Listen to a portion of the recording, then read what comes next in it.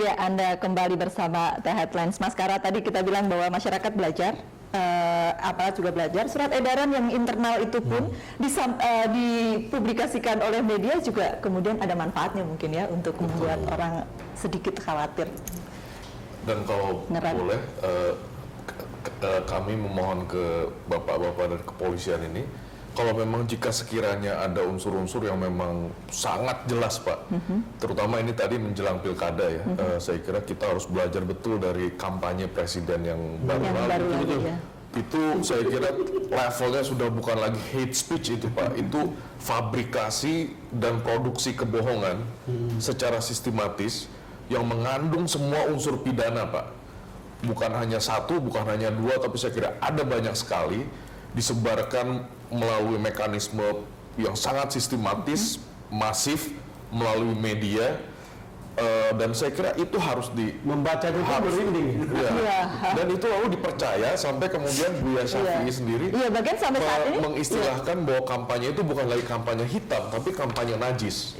Nah, saya kira begitu kita masuk ke area seperti ini, saya mohon kepada bapak-bapak dari kepolisian, udah Pak, kalau perlu langsung ditangkap, dijeblosin aja.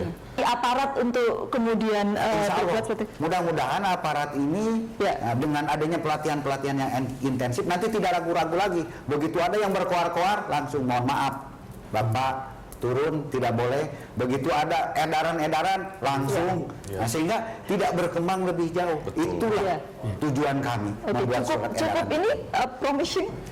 Cukup promising, tapi juga harus dilihat bahwa ujaran-ujaran yang beredar ini adalah sebuah lingkaran setan yang justru pabrikasinya itu adalah masyarakat kita sendiri.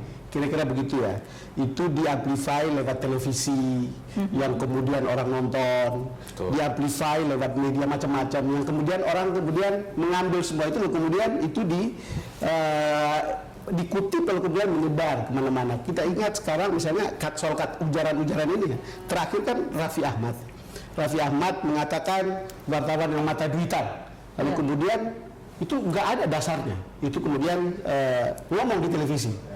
Tahun 2009, saya masih kutip nih, Luna Maya itu ngomong begini, saya bingung kenapa manusia sekarang lebih kayak setan dibandingkan setannya sendiri.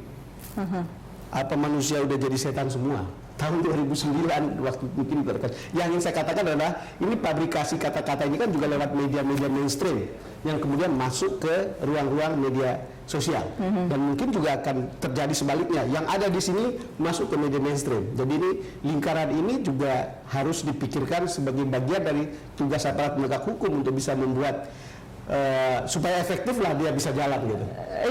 Mengelola kebebasan tapi kemudian ada batasnya lah gitu kan, beretika gitu Pak. Menurut saya kan pada akhirnya kita semua mesti dewasa. Masyarakat pada akhirnya masyarakat yang menggunakan media sosial harus dewasa, yang berkampanye juga harus dewasa, penegak hukum juga harus dewasa, pers juga begitu harus dewasa dalam memanfaatkan teknologi, dalam memanfaatkan kebebasan ini. Marilah kita isi ruang kebebasan ini secara baik kan gitu. Jangan lalu kemudian kita destruksi, kita rusak dengan kepentingan jangka pendek kata-kata. Hal-hal yang kemudian sebenarnya tidak perlu. Mari kita mengemukakan pendapat, mengemukakan pikiran, mengemukakan perasaan dengan cara yang baik.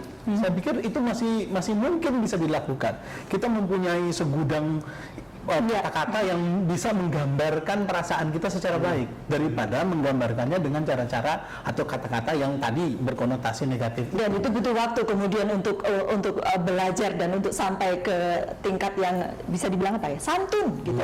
Santun gitu. Pak Anton, saya boleh dapatkan closing statement Bapak? Adanya surat edaran ujaran kebencian ini bisa menjadi momen terutama bagi kami Polri bisa menangani masalah ujaran kebencian itu tanpa keraguan dan lebih profesional.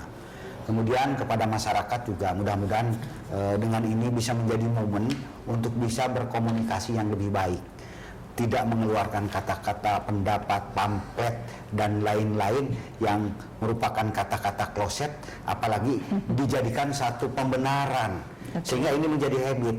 Bagaimana nanti ini kalau habit ini jadi budaya kemudian jadi peradaban? Jangan sampai. Nah justru inilah ya kita tindakan preventif inilah. Mudah-mudahan ini walaupun setitik dari kepolisian ada gunanya bagi nusa bangsa, agama dan masyarakat Baik, semuanya. Pak Khairul. Ya, menurut saya sekalipun ada banyak hal yang positif dari surat edaran ini, tentu kita juga masih menunggu ya petunjuk-petunjuk yang lebih teknis sifatnya.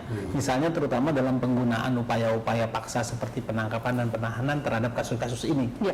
Nah, ini karena juga mesti harus kita lihat ke depannya kan gitu. Jangan sampai timbul berita-berita baru katakanlah seperti itu ya. Apa-apa ditangkap, apa-apa ditangkap. Ya. Jadi saya setuju, kita semua harus setuju dukung Polri untuk bertindak lebih profesional terhadap hal-hal seperti ini. Tetapi sejauh mungkin sebenarnya penggunaan upaya paksa, upaya untuk perdamaian itu harus dikedepankan. Menurut saya seperti itu. Mengelola kebebasan. Ya, mungkin saya dari sisi internet karena Ya. saya di dunia itu, internet Indonesia saya kira kan merupakan salah satu negara dengan populasi internet terbesar di dunia, salah satu negara yang terpenting dalam hal perkembangan internet. Internet menyimpan banyak sekali potensi, mulai dari bisnis sampai ke politik. Bisa dilakukan untuk melakukan edukasi politik, rekrutmen politik, memberi kesempatan orang yang semula tidak bisa berbisnis menjadi bisa berbisnis dan lain sebagainya. Tetapi sebaliknya Saya juga terjadi. mohon, betul. Nah, mungkin harapan kita semua masyarakat kepada kepolisian adalah mohon betul-betul supaya surat edaran ini justru jangan meredam atau jangan malah menjegal potensi positif dari internet ini, tetapi justru mereduksi mungkin boleh kita bilang limbah-limbah internet yang sekarang memang sudah menjadi concern bukan hanya kita di Indonesia tapi juga Di di dunia. seluruh dunia. Oke, terima kasih Bang. Saya kira kepolisian dapat dukungan termasuk di tempat kita ya. Iya. Tetapi itu kan hanya bisa dapat dukungan yang luas kalau itu pada saatnya tidak disalahgunakan. Iya. Tidak disalahgunakan untuk kepentingan tertentu. Tadi Pak Khairul dengan tepat mengatakan itu aparat harus belajar, media juga belajar, publik juga belajar, pelaku sosial media juga harus belajar. Karena kalau tidak kita belajar kita tidak akan naik kelas, dan kalau tidak naik kelas jangan sampai kita punya tingkat komunikasi itu kelasnya itu limbah atau sampah.